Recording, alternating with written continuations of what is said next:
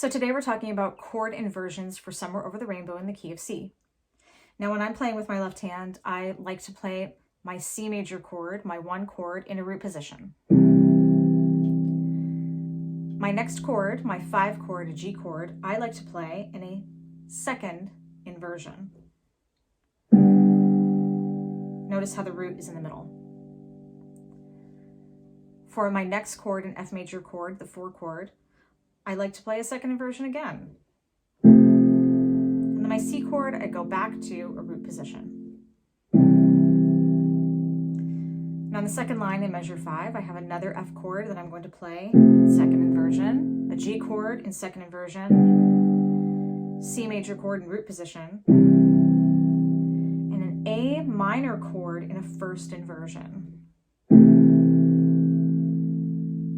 The next chord is an F major chord in a second inversion, G major chord in a second inversion, and a C major chord in root position.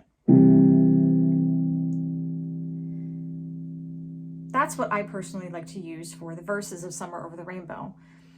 Now when I get down to the bridge, I use the same chords in the same positions or inversions, except for the D chord, the D major chord. I use that in a root position like this, which you'll see on the left hand alone video.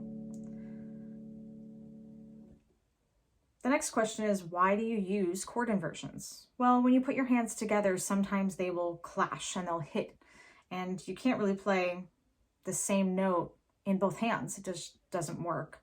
So you always want to use chord inversions first because you don't want to be jumping all over the place.